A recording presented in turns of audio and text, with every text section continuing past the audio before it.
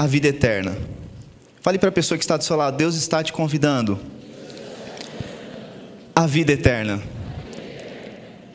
A vida eterna, né, nós temos um versículo chavão de evangelismo, né? Quantos lembram qual é o versículo padrão de evangelismo? Quem pode, vamos ver aí se está um craque aí, se está na ponta da língua aqui. Olha aí, isso tem jeito. Quando fala de evangelismo, quando fala de um chavão evangelístico, todos vêm à memória, tem na memória João 3,16. Deus amou o mundo de tal maneira que entregou o seu único Filho, para que todo aquele que nele cresce não pereça, mas tenha a vida eterna. Esse versículo é um versículo conhecido por todos, onde nós usamos, nós evangelizamos as pessoas, ele se tornou algo até automático, não é verdade? Quando se pensa em evangelismo, se pensa em João 3,16. É algo que se tornou até esquecido para nós como cristãos, em aplicabilidade para a nossa própria vida, porque ele fala sobre a vida eterna. E se nós já aceitamos a Jesus Cristo, já temos a vida eterna, sim ou não? Será que só eu que penso assim? Quantas vezes nos esquecemos de trazer e de reler este versículo de uma ótica diferente, ou de forma que, por exemplo, fale a nós no dia de hoje, mesmo sendo cristãos há 2, 3, 10 anos? Sim ou não? Quantos concordam comigo? A gente quer ler palavras de promessa, ainda mais quem tem aquela caixinha de promessa, né? Tira aquela promessa e aí vem, nossa, eis que te digo, né? E vem que sempre tem aquelas promessas e ainda arranca aquelas que é mais ou menos, né? Para ter só promessa boa. Então acontece muito isso. Mas a gente procura palavras que tragam aplicabilidade diária ou para aquilo que a gente está precisando. Então, Jesus consola, Jesus cura, está passando por uma enfermidade. Hoje nós temos um milagre aqui diante dos nossos olhos, nós oramos, movimentamos uma intercessão maravilhosa aqui pelo nosso discípulo Éder, discípulo da igreja El Shaddai. Éder, se coloque em pé, por favor, querido, em nome de Jesus. Cadê ele? Está aí? Éder? Ufa. Né? Você pode aplaudir a Jesus pela vida dele? É, ele mesmo. É um milagre, né? Então eu lembro que nós estávamos lá e procuro sempre quando nós estamos numa situação dessa. Fui lá orar pela vida dele, ainda na UTI, nem tinha subido para a UTI ainda, tinha sofrido um acidente há poucas horas. E eu falei assim, cara, deixa eu te falar uma coisa, você está prestes a casar, então levanta e anda, pelo amor de Deus. Tá na boca do gol, irmão, né? Eu orei, ele nem lembra disso, lógico, estava em coma, mas eu orei, profetizei, e a mulher lá, a enfermeira, ficou meio assim, e que pastor é esse, né? E assim, mas é muito engraçado, porque para cada situação, para cada circunstância, nós buscamos uma palavra. E João 3,16, aparentemente, é uma palavra que serve para o nosso novo nascimento, para aquele momento onde nós evangelizamos uma pessoa e falamos da vida eterna. Mas eu quero contar para vocês a história de um homem a qual foi falado essa palavra de João 3,16, que se chama Nicodemos. Repita comigo, Nicodemos. Nicodemos, ele era um príncipe dos judeus. Ele ocupava uma das 71 cadeiras da corte judaica, que julgava causas como, por exemplo, será lícito curar no sábado, amarrar as sandálias no sábado, né? Como que nós vamos fazer com as prostitutas, continuar apedrejando ou não, coisas religiosas. Ele conhecia o Torá como ninguém e era um homem muito respeitado. Por ter sido chamado por Jesus como um príncipe, ele era provavelmente um homem muito educado e que representava de forma muito cordial a cúpula judaica, a cúpula dos fariseus e dos mestres da época. Porque existia o farisaísmo, e o farisaísmo era composto por muitas pessoas machistas, opressivas, né? Alguns ditadores da lei, que eram hipócritas e acabavam oprimindo o povo, principalmente os pobres.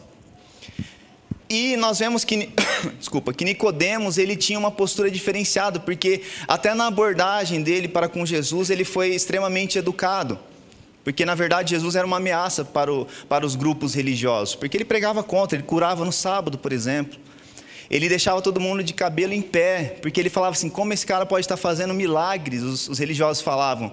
E mesmo assim ainda está sendo seguido por muitos. E nós estamos aqui há anos estudando o Torá, estudando as leis e aplicando-as. E nós não temos e caímos na graça do povo, da maioria deles. Então Jesus era uma ameaça e Nicodemos se demonstrou totalmente afável na procura dele por Jesus. E vamos ler João, um pouquinho antes do 3,16, tem a história de Nicodemos. A partir do verso 1, eu gostaria de convidar você a abrir a sua Bíblia. no Evangelho de João, no capítulo 3, a partir do verso 1.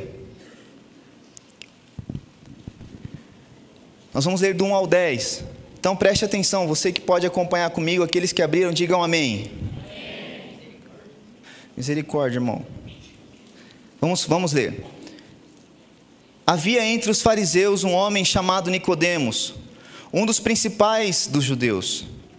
Este de noite foi ter com Jesus e lhe disse: Rabi, sabemos que é mestre, vindo da parte de Deus, porque ninguém pode fazer estes sinais que tu fazes, se Deus, obviamente, não estiver com ele. A isto respondeu Jesus: em verdade te digo, que se alguém não nascer de novo, não pode ver o reino de Deus. Verso 4, perguntou-lhe Nicodemos: como pode um homem nascer sendo velho? Pode porventura voltar ao ventre materno e nascer pela segunda vez? Respondeu Jesus: em verdade te digo, quem não nascer da água e do Espírito não pode entrar no reino de Deus. O que é nascido da carne é carne, e o que é nascido do Espírito é Espírito. Não te admires eu te dizer, importa-vos nascer de novo. O vento sopra onde quer, ouves a sua voz, mas não sabes de onde vem nem para onde vai. Assim é todo aquele que é nascido do Espírito. Então lhe perguntou Nicodemos: como pode acontecer isso? E acudiu Jesus: tu és mestre em Israel e não compreendes essas coisas? Verso 11, para finalizar: em verdade te digo, que nós dizemos o que sabemos e testificamos o que temos visto, contudo, não aceitais o nosso testemunho. Analisando esse cenário, nós podemos viajar um pouquinho, como o Max Lucado faz muito bem. Ele traz um romantismo maravilhoso para as passagens de Jesus, tanto historicamente como geograficamente. Eu acho isso lindo. E ele fala que Nicodemos, a rotina de um mestre fariseu, a rotina de um príncipe daquela época, era lidar com julgamentos ridículos muitas vezes.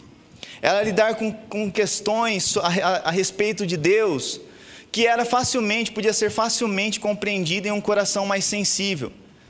E ele estava cansado diante disso tudo, porque a grande verdade é que quando você tem um líder que oprime o povo, o que acontece com esse povo? O povo ele acaba se tornando simpatizante desse líder, sim ou não? O que você acha? Sim ou não?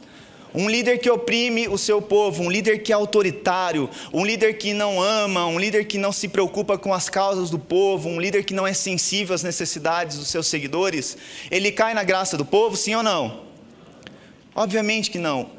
De repente, Nicodemos se depara com um homem vindo da Galileia, um homem que não tinha uma formação ali aos pés, de doutores da lei, porque teve uma turbulência muito grande na sua infância e adolescência, e provavelmente teve a sua juventude formada no mosteiro de Qumran, ou seja, separado das grandes tradições religiosas da época. E de repente esse homem que estava fazendo sinais, prodígios e maravilhas, caía na graça do povo, porque uma multidão o seguia. Nicodemos então se depara com aquela situação e fala: alguma coisa tem errado nisso tudo, ou comigo ou com este homem. Então Nicodemos ele se depara com uma grande questão que nós nos deparamos nos dias de hoje. Uma igreja que tem poder, que tem milagre, que tem transformação, no mínimo desperta interesse das pessoas aí fora, sim ou não? Eu tenho certeza que você, depois que começou a seguir a Jesus Cristo, muitas mudanças aconteceram na sua vida.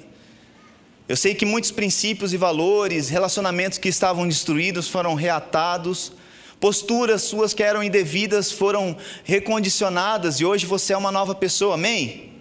E isso chamou a atenção, no mínimo chamou a atenção de algumas pessoas da sua família. Preciso ir nessa igreja para ver o que está acontecendo com você, não é verdade? O que? O Zé Batera, Zezé agora é pastor, o pessoal estava comentando lá hoje, Rafael Scaramelli pastor, Então tipo assim, o que é isso? O que está acontecendo? Eu preciso no mínimo ver o que está acontecendo nessa igreja, esse Deus que faz maravilhas. E Nicodemos se deparou com esse espanto: quem é esse homem? Quem é esse Jesus? E diz a palavra que durante a noite ele foi ter com Jesus. Então Nicodemos, ele não podia, se ele estava participando de um plenário, de um grupo de pessoas que queria boicotar Jesus, ele não podia mostrar então que ele estava interessado em saber o que estava acontecendo. Então o que ele tinha que fazer? Ele tinha que ir escondido procurar Jesus. E durante a noite, escondido de todo mundo, muito provavelmente disfarçado, ele vai a uma casa simples onde Jesus estava com seus 12 e participa ali de uma reunião com o mestre e aproveita para indagar. Ele vai fazer uma pesquisa científica da religião de Jesus Cristo. Ele vai fazer uma pesquisa de campo. Então, assim como um cara que sabe, que estudou, um cara que fez a lição de casa, ele vai a Jesus de uma forma que o conhece. E ele teve uma cordialidade em chegar até Jesus, não é verdade? Ele não foi como os fariseus, você é um hipócrita, né? Ou chamando Jesus de herege, né? Não, ele não fez isso. Ele falou assim, olha, mestre, rabi, já começou por aí, foi educado. Ele chegou, olha aqui, eu sei que ninguém pode fazer tudo aquilo que você está fazendo se não for da parte de Deus. Só que Jesus sabia que tudo aquilo que ele tentasse explicar para a pesquisa científica, religiosa de Nicodemos, iria fazer sentido no coraçãozinho dele se ele não explicasse antes um princípio crucial na vida do cristianismo de todo cristão que queira viver com Jesus. Jesus, então, ele não dá continuidade à pesquisa de Nicodemos justamente por saber o coração de Nicodemos. E parece até desconectado esse diálogo aqui, porque Nicodemos chega a Jesus, e você olhando aqui nos primeiros versos, diz, Rabi, sabemos que é mestre, vindo da parte de Deus e tal, ninguém sabe, ninguém pode fazer esses sinais se não estiver com Deus. E de repente Jesus para ele e fala assim, deixa eu falar uma coisa, em verdade te digo, né, no verso 3, que se alguém não nascer de novo não pode ver o reino dos céus. Presta atenção, tem alguma coisa a ver a conversa? Vamos ser sinceros, tem? Olha o diálogo, segue uma linha de raciocínio, sim ou não? Não segue, aparentemente não segue. Porque Nicodemos não perguntou de nascer de novo. Nicodemos não perguntou de ver o reino de Deus. Nicodemos estava apenas sendo uma pessoa que estava abordando para dar prosseguimento a uma conversa e, no mínimo, saber o que estava acontecendo através daquele mestre. E aí, então, Jesus ele passa um princípio fundamental. Em verdade te digo, quem não nascer de novo. Por quê? Jesus sabia que não cabe no coração de um homem princípios celestiais, princípios sobrenaturais, que é isso que rodeia toda a nossa vida. Um homem como eu, como Júnior, ou pastor Wagner, Cecílio, só pode ser mudado de forma sobrenatural, ou como Danilo Galvão, que estava aqui gritando e sapateando e sambando na cara do capeta, só de forma sobrenatural que pode ser transformado as nossas vidas. E na mente de uma pessoa, isso não acontece, isso é questão de espanto, isso é questão de ficar abismado, isso é questão de incredulidade. Não acredito que isso acontece. Não acredito que existe ex-prostituta, ex-drogado, ex-homossexual, não, imagina, isso daí uma hora vai acontecer, e a pessoa fica torcendo para acontecer, para que ela mesma não tome uma postura de vir até aqui e se converter. Está dando para entender? Porque espanta mesmo. E era isso que Nicodemos não compreendia e não ia compreender se Jesus não tivesse passado de pronto aquele princípio, ponto pacífico. Está dando para compreender até aí? Então Nicodemos ele chega, um homem tão inteligente, e Jesus fala de um novo nascimento. Agora presta atenção, Jesus fala sobre um novo nascimento. Todo aquele que não nascer de novo não pode compreender o reino dos céus, não pode entrar, não pode ver o reino dos céus. Agora, o que seria este novo nascimento? Imagine você, esquece tudo aquilo que você tem em conceito de cristianismo, de igreja, de chavões que você já ouviu, ou que você até mesmo repete. Esquece que você tem esse conceito espiritual, ou sobrenatural, sobre o natural ao qual nós vivemos. O que é um nascimento, queridos? O que é um nascimento? O que é um bebê nascendo? Tem muitas grávidas aqui na igreja. Minha esposa estava grávida, eu lembro que, meu Deus, aquela barriga enorme e vomitando de minuto em minuto. Quando não vomitava era o alarme, e aquilo já me dava um arrepio total. Meu Deus, eu vejo a Paulinha, parece o Reptile do Mortal Kombat, e cuspindo assim, tadinha, mas pessoal que sabe, eu falo isso porque ela fala, né? Então assim, estou expondo. Eles devem conversar comigo e falar, meu, não aguento mais. Já parou? Oh, aleluia, glória a Deus, o pastor Zé agradece. Mas eu vejo assim, né, o trabalho da mãe em carregar, em formar um filho, sim ou não?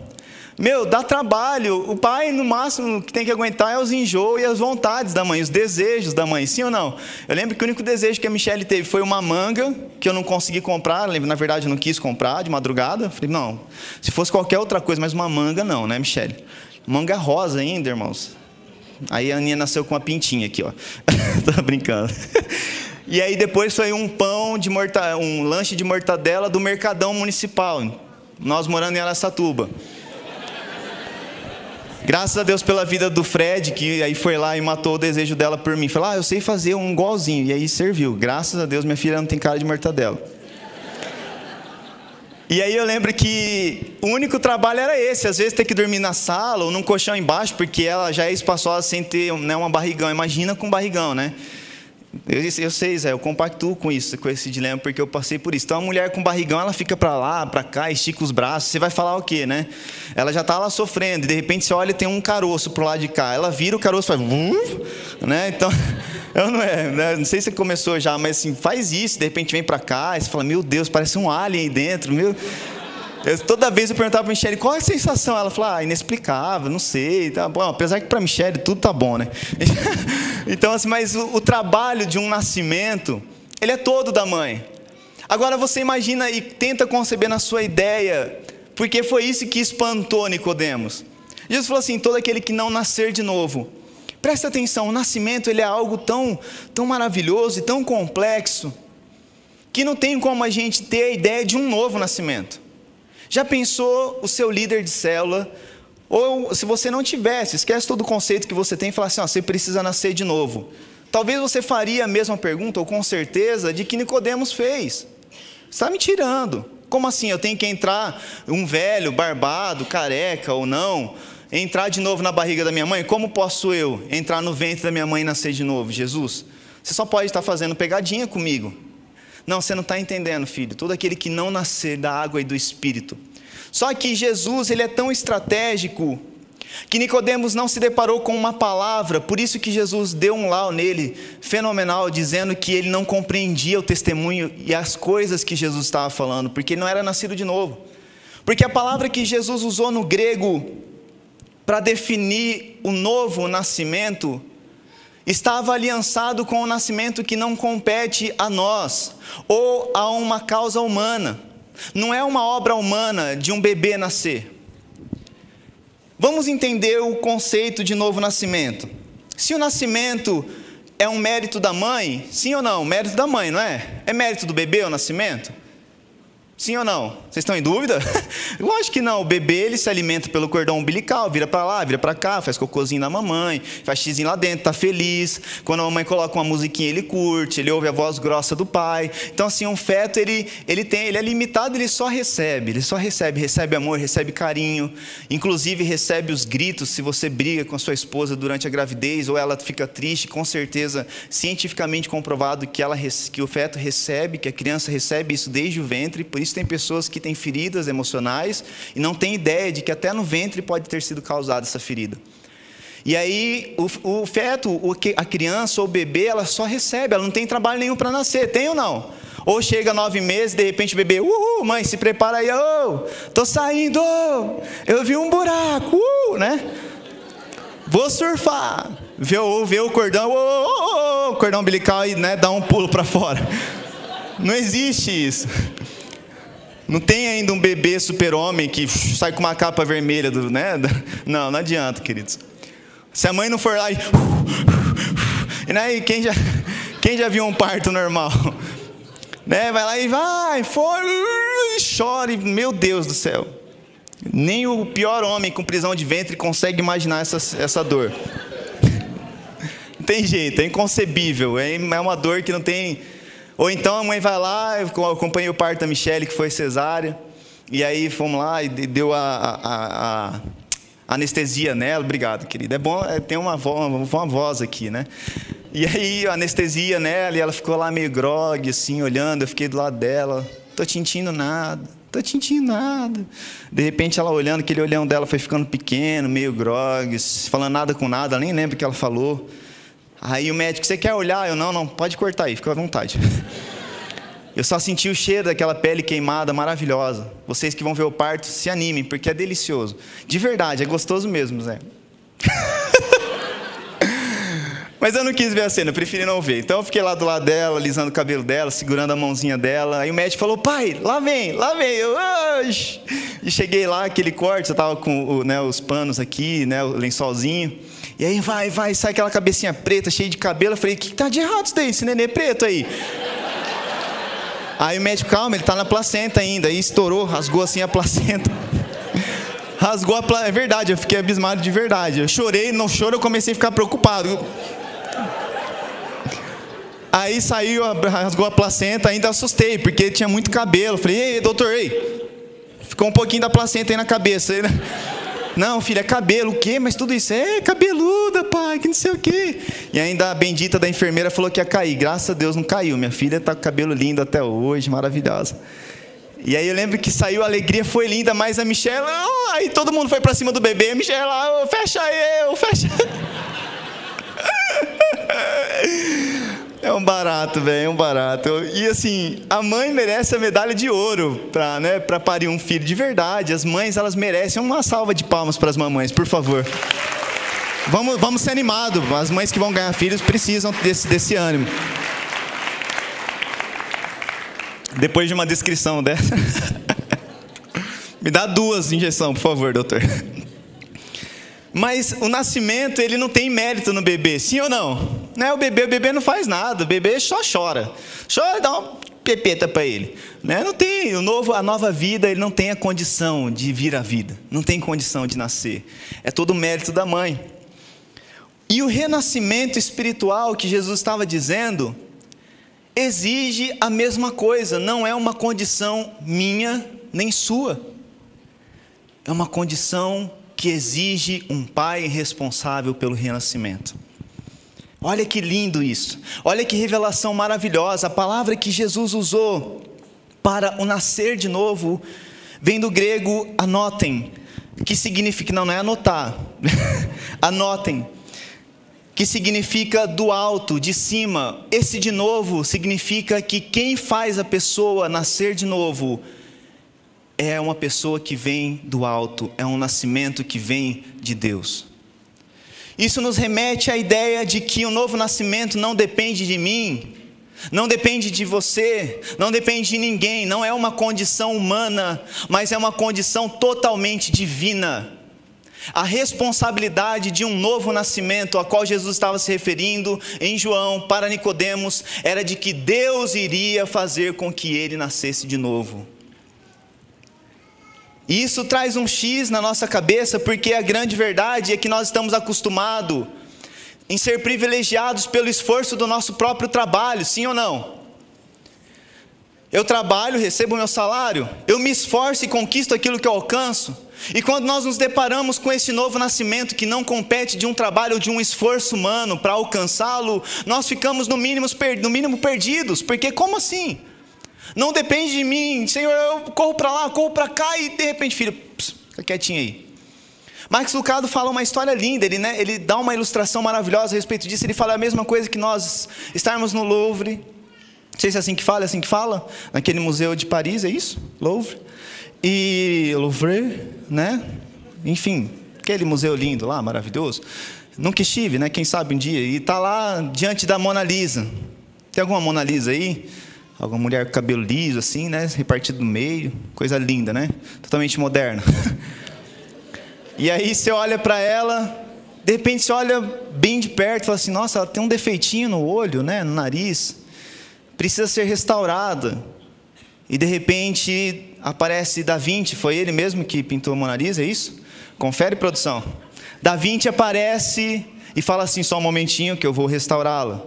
Porque ela não consegue sozinha, nem você tem condições. E aí Da Vinci aparece e restaura a obra que ele mesmo criou. Quando Marcos Lucado faz esse comparativo, eu falo assim, que maravilha! O meu renascimento é uma restauração daquele que me criou, porque só Ele que pode restaurar a obra que Ele mesmo fez. Você pode glorificar a Deus por isso, querido? Você pode aplaudir a Ele? Não tem coisa mais linda que isso. Você é obra-prima de Deus e a única pessoa responsável por restaurar a sua vida, as suas mazelas, o seu nariz torto, calma, não é para plástica, os seus problemas de caráter, os seus problemas de alma, a única pessoa capaz de restaurar e de fazer com que você nasça de novo é o seu Criador. Esse conceito de renascimento, querido, nos traz algumas lições. E essa primeira lição de que todo o nosso esforço é em vão diante do renascimento, diante de uma obra restauradora de que só o Criador pode fazer em nossas vidas. Quando nós compreendemos isso, nós pensamos no nosso esforço em não pecar, nós pensamos no nosso esforço em cumprir regras, e ontem nós estávamos falando nos jovens sobre proibições, e como é difícil para o jovem lidar com proibição, porque tudo aquilo que é proibido parece ser mais gostoso. Eu preciso estar no escuro com alguém para que ninguém me veja, para que eu possa fazer, porque é gostoso, me chama atenção o proibido, sim ou não? Eu preciso, não, a minha mãe falou para não ir, eu vou. Chega meia-noite, filha, eu chego 00:10, 00:30, 1h da manhã, porque não, vou cumprir ordens. Está dando para compreender, sim ou não? E aí a gente fica tão preocupado com essas questões e doutrinas e a busca incansável em ser uma pessoa, né, assim, socialmente perfeita, politicamente correta. E quando nós caímos, quando nós pecamos, quando nós falhamos, parece que as nossas forças são sugadas de dentro de nós, porque nós nos esforçamos tanto em não acontecer, e aconteceu. Aquilo que Paulo fala, aquilo que eu não quero, parece que é o que me persegue. A vontade que eu tenho de fazer o certo não é a mesma que o meu corpo faz quando pende para o lado errado. Sim ou não? Paulo falou isso ou não? Falou. E aí quando a gente entende isso e vê esse renascimento na ótica de que somente um Deus é responsável de mudar a nossa história e de restaurar a obra que Ele mesmo criou, nos compete a ideia de que nós não temos mérito algum num novo estilo de vida. Vire para a pessoa que está do seu lado e fala assim: você não tem mérito nessa nova criatura que você é. Que heresia, nossa, que será que ele está falando? Será que é verdade? Está lá, querido. Jesus fala que o novo nascimento vem de Deus, vem do alto, é de cima. Não é uma obra onde você consegue por si só dar continuidade na sua vida cristã, é uma obra divina, é dele. A responsabilidade de mudar a sua postura, o seu coração, vem dele. E aí isso nos remete ao segundo ensinamento dessa passagem maravilhosa de Jesus, que é onde entra este versículo que ao invés de nós aplicarmos para a nossa vida, nós reportamos ele a uma nova pessoa, a uma pessoa que está perdida, e usamos ele e esquecemos de aplicar na nossa vida, porque Jesus leva então para o espanto de Nicodemos, para responder o espanto de Nicodemos, que falou assim: como pode isso acontecer? Como posso eu, sendo velho, entrar no ventre da minha mãe? Jesus pega e fala assim: eu vou te contar um segredo, eu vou te passar qual é a fita, meu brother. Eu vou falar o que é que precisa para isso acontecer. E Jesus pega e chega então, João 3,16. Sabe o que aconteceu, Nicodemos? Deus amou o mundo de tal maneira que enviou o seu único filho, para que todo aquele que nele crê não pereça, mas tenha vida eterna. O segredo, Nicodemos, está num Deus que te ama, num Deus que enviou um filho para viver como homem. Um Deus que deixou de ser Deus para viver as mesmas tentações, os mesmos problemas, as traições, para se entregar numa cruz, para que aquele que nele crê, que acredite nele, não pereça, não passe por uma vida mediana, medíocre, não vá para o inferno, mas que tenha vida eterna. Você pode glorificar a Deus por isso, porque Deus enviou o seu único filho para que a obra de restauração se cumprisse na minha e na sua vida. A obra não é minha, não é sua. Olha que lindo isso. Então Jesus passa isso. Então nós podemos entender que João 3,16 é um complemento para explicar a minha e a tua vida. Não é só um chavão evangelístico. A vida eterna é fruto de um Deus que nos ama. Primeiro ponto: Deus amou o José, Deus amou a Maria. O que a Bíblia fala? Deus amou Nicodemos. Olha, Nicodemos, Deus te amou de tal maneira. É isso que Jesus fala? Não. Deus amou o mundo. Deus amou a todos. Deus amou incondicionalmente a todos, o mundo. Deus não amou o judeu. Deus não amou a igreja messiânica. Deus não amou a igreja A, B ou C. Deus não amou um grupo de pessoas. Deus não amou 144 mil. Deus não amou... Não, Deus amou o mundo. Presta atenção nesse amor sobrenatural de Deus, que foge da nossa concepção humana. Um Deus que... Peraí, se a gente olhar para o Velho Testamento, um Deus que aparentemente queria aniquilar a raça humana. Deus falou ou não falou que durante algumas vezes que Ele tinha se arrependido de criar o homem? Sim ou não? Quantos se lembram disso na Bíblia? Falou. Então nós vemos um Deus que, meu Deus, meu eu mesmo, eu não acredito que eles estão fazendo isso de novo, né? Eu imagino Deus lá do trono, não, tudo errado, mete o dedinho lá, dá uma catástrofe aqui, né? Dá um diluvinho aqui, né? Dá uma salivada ali, enche tudo de água. Não, peraí, esse Deus, esse mesmo Deus, Nicodemos pensa, esse mesmo Deus que nos faz apedrejar uma prostituta, este mesmo Deus que nos faz a deixar um homem isolado que está doente, um homem que não aceita os nossos ensinos como um rebelde, este mesmo Deus que eu sirvo, Nicodemos pensa, esse Deus amou todos. Eu pensava que Ele amava só a mim, parte VIP, status, broche, ultra power, grande, centralizado, com LEDs. Pensava que Deus amava só a mim.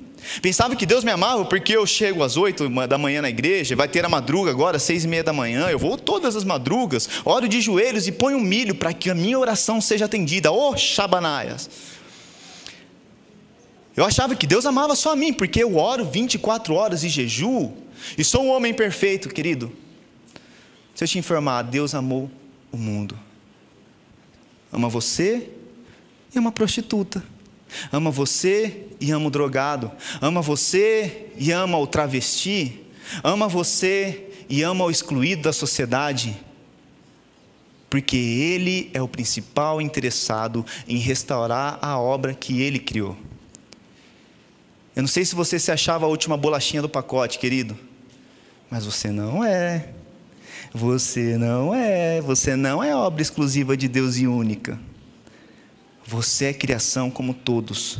E a esse todo é que Deus amou. A esse todo é que Deus entregou o seu único filho, a sua maior preciosidade. E o terceiro passo. Lembra que eu falei que o nosso renascimento, o nascimento não depende de nós, mas de Deus? Sim ou não? Olha a resposta de Jesus. Quem é o responsável pelo novo nascimento até agora? Se Deus nos amou, quem é o responsável por nos amar? Quem? Eu não ouvi. Quem que Jesus falou? Que quem amou a gente? Quem? Fale mais alto, por favor, queridos. Amém, glória a Deus. Responsabilidade de quem nos ama é dele. Segundo passo. Quem que deu o seu único filho? Quem? Responda por favor novamente. Quem?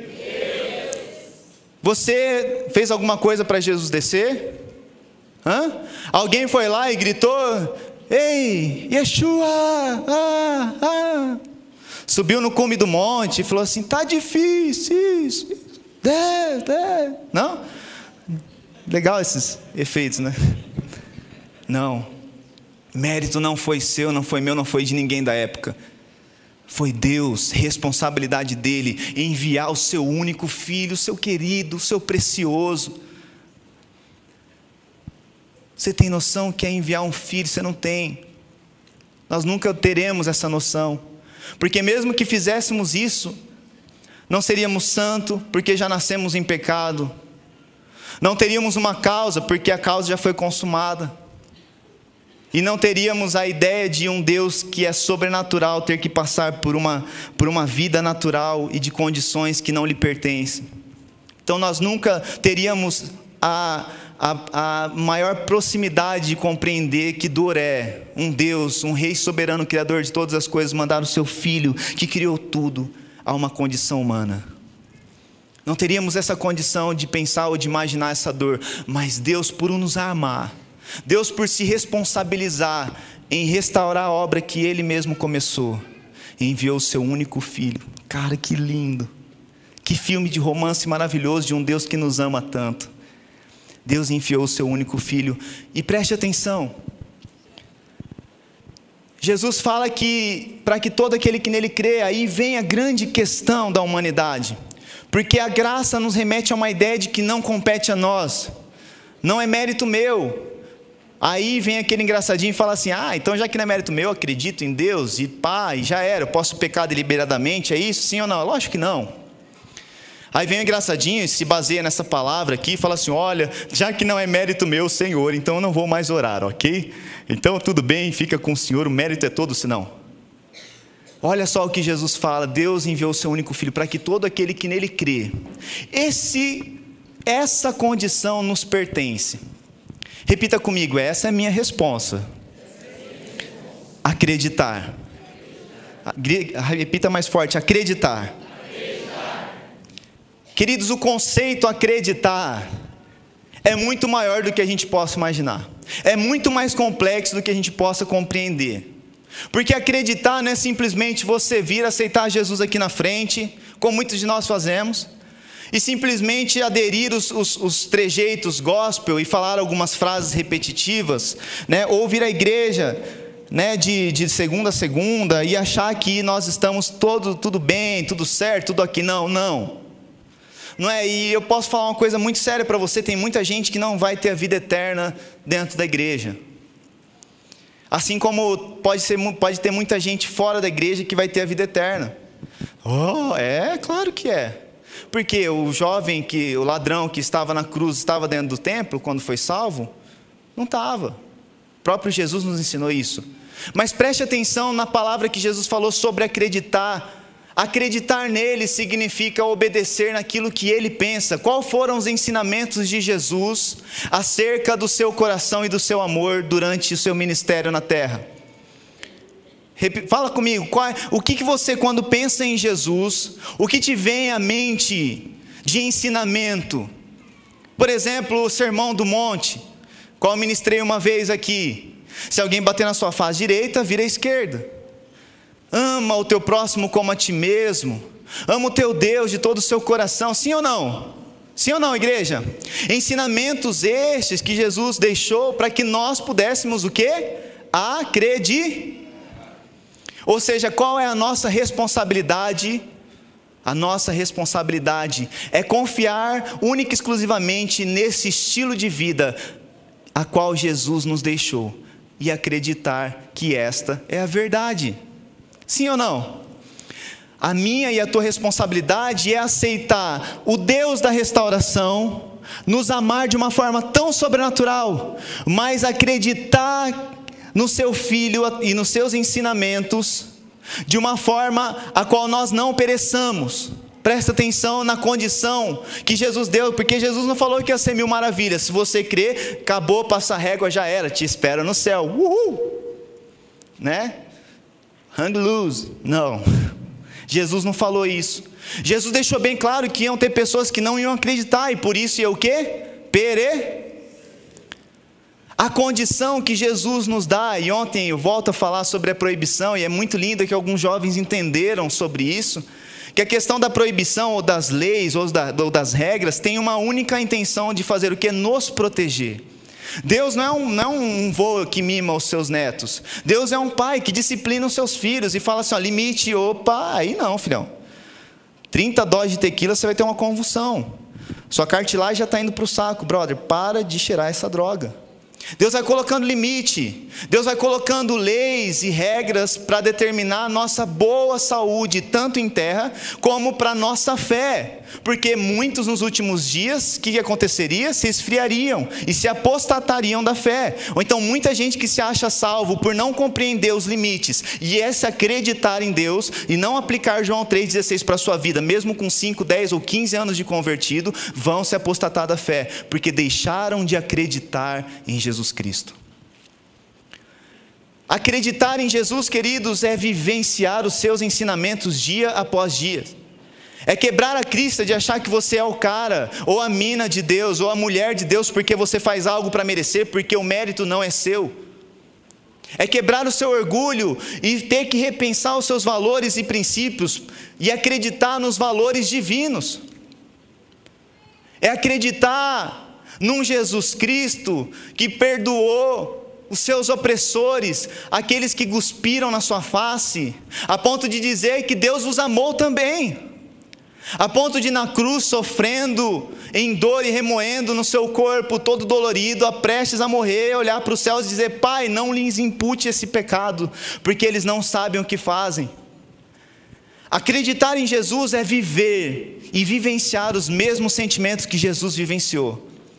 Pai, está difícil, eu não estou mais aguentando essa situação, as pessoas estão me difamando, me caluniando, falando besteira a meu respeito, eu estou a fim de meter o pé, sair fora da igreja, mas acreditar em Jesus é pensar como Ele: contudo, Pai, seja feita a sua vontade, não a minha, então eu vou continuar firme. Está dando para compreender, sim ou não? Acreditar em Jesus, querido, é andar em uma novidade de vida que não é sua, que não é minha. É andar em conceitos que não compactuam mais com conceitos dessa vida, desta terra. Sabe, a vida eterna, querido, é um convite a sair deste mundo, deste plano terrestre, a qual nos impulsiona a vivenciar um evangelho maculado com as nossas realidades e que é totalmente destoante. Não tem como você aplicar o evangelho da graça, da misericórdia de Deus segundo os seus conceitos e valores. Por isso que muitas vezes a gente erra e se coloca no lugar de juiz, porque a gente quer compactuar o evangelho com os nossos sentimentos, porque aquela pessoa pecou, nossa, que caia fogo do céu sobre a vida dela, caia fogo do céu, queima aquele irmão, né? Alguns até cantam, porque, não, mas eu só estou falando aqui porque a Bíblia disse que os pecadores, não tem como, não adianta. Se você não abandonar a sua velha vida, os seus velhos valores e conceitos e acreditar, descansar e apenas vivenciar um conceito muito maior que você, o seu cristianismo será cheio de perecer, será cheio de problemas, será mediano, será medíocre. Muitos perecem, mesmo estando na igreja. Muitos batem a cabeça, muitos lutam contra o pecado e voltam e acabam se desviando porque se acham indignos ou se acham sem forças para continuar, porque é um padrão muito inatingível, porque não compreenderam que o esforço não é dele, se ele simplesmente acreditar. Porque a dificuldade de um homem acreditar, por exemplo, que ele tem que parar de transar antes do casamento? Por que a dificuldade? Porque ele pensa como alguém daqui. Já se tornou algo tão comum, falar que você é virgem. O soldado, aquele loucão lá que mata todos os demônios com a motosserra, né? Aquele que esteve aqui, por exemplo, ele estava falando para mim: cara, eu sou virgem, vou casar virgem agora, 30 e tantos anos, acho que não, é isso, 20 alguma coisa, né? Enfim, já passou da casa dos 28. E aí ele falou assim: você não sabe como é, cara, é a mesma coisa que você ser virgem em Sodoma e Gomorra, você ser virgem no Rio de Janeiro, porque o negócio lá é trash. Menina de shortinho, passando, cantando funk o tempo inteiro e te convidando. E ser virgem lá é motivo de chacota. Nunca foi para um baile funk. E quando ele contou isso, eu achei lindo a postura dele. Mas acreditar nisso, com o seu conceito humano, no mínimo, a hora que uma menina fazer um convite para você, você vai cair.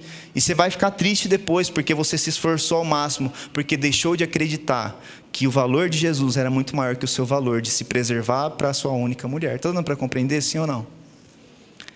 Nós pecamos deliberadamente porque deixamos de acreditar em princípios de Jesus Cristo. Aí vem uma pessoa e fala assim: porque teoricamente eu estava estudando, porque Buda é melhor. Estava estudando uma teoria aqui religiosa de Madre Teresa de Calcutá, porque ela sim era um Messias e não sei o quê, porque olha o Espiritismo, e começa a falar as religiões tentando teorizar, achar sentido para o cristianismo. E eu vou falar uma coisa para vocês: não tem. Se você tentar compreender o cristianismo, você vai ficar de cabelo em pé. Quem já fez teologia aqui sabe. Sabe, por exemplo, que existem alguns momentos onde a Bíblia entra em conflito com ela mesma por causa das suas traduções e seus erros? É, isso mesmo. A Bíblia foi traduzida de séculos em séculos, e quem estuda teologia que chega na aula de Bíblia sabe o que eu estou falando. A pessoa entra em crise, tem pessoas que até se desviam Porque não adianta você tentar teorizar aquilo que é prática, irmãos. Acreditar é prática. Um filho obedece ao seu pai e vivencia os seus ensinamentos, não porque já sabia, porque nunca foi filho. É um novo bebê, é um novo jovem adolescente, não tem experiência de vida, assim somos nós. A única coisa que nos compete, a nossa responsabilidade é crer, acreditar. Está dando para compreender, sim ou não? Por isso, se você tem sentido dificuldade nessa caminhada, em cumprir seus objetivos como homem e mulher de Deus, se você tem se sentido cansado, se você tem vindo hoje pela primeira vez, ou se você quer experimentar um Jesus, não tente teorizar ou raciocinar aquilo que não tem explicação. Simplesmente viva Jesus. Amém? Simplesmente acredite, descanse. Descanse porque Ele te amou e entregou o seu bem maior. Quando nós acreditamos e cremos, nós vivemos o que? A vida? A vida? Pergunta para a pessoa que está do seu lado, o que é a vida eterna? Pergunta para outra pessoa, o que é a vida eterna? Talvez você possa responder, nossa, a vida eterna é as ruas celestiais, é onde vai ter leite e mel, o leão brincará com o cordeiro e com a criança, né? Já pensou você colocando a cabeça na boca do leão, assim, tem uma cárie aqui, olha, né? Já pensou que lindo isso? Saber que da hora, né? Muito louco mesmo, deve ser muito radical. Ou alguém pode olhar a vida eterna e pensar assim, né? Nossa, a vida eterna não. Preste atenção no mesmo evangelho de João, Jesus dizendo sobre a vida eterna. João capítulo 17, verso 1 em diante, diz assim: Tendo Jesus falado essas coisas, levantou os olhos ao céu e disse: Pai, é chegado a hora, glorifica a teu Filho, para que o Filho te glorifique. Assim como lhe conferiste autoridade sobre toda a carne, a fim de que ele conceda o quê? A vida eterna a todos o que lhe deste. Verso 3, e chave. E a vida eterna é esta. O que ele falou que é? O que ele vai explicar aqui? A vida? A vida? Então nós estamos falando acerca da vida eterna. Jesus fala, é esta: que te conheçam a ti, o único Deus verdadeiro, e a Jesus Cristo a quem enviaste. Qual o conceito de vida eterna que Jesus passou aqui? Conhecer a Deus como único e verdadeiro, e a Jesus Cristo. Você pode aplaudir a Ele por isso? A vida eterna, querido, começa hoje. A vida eterna começa a partir do momento que você se relacionou com Deus pela primeira vez. Essa é a vida eterna, porque nós não fazemos parte deste mundo. Os nossos conceitos e valores não podem fazer parte deste mundo, mas eles fazem parte de um outro plano sobrenatural, além do nosso entendimento. Por isso, quando nós cremos, nós alcançamos a vida eterna, porque nós sentimos o amor de Deus, compreendemos que Ele teve a responsabilidade em restaurar a obra que Ele mesmo criou, e nos leva a um nível de conhecimento profundo, a essa glória que é conhecer a Deus. Amém? Se coloque em pé em nome de Jesus.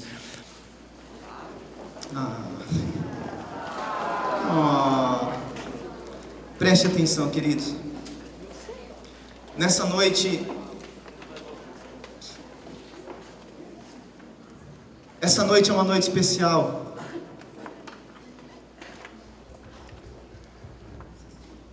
Porque eu estava lá preparando a mensagem e eu falei, Espírito Santo,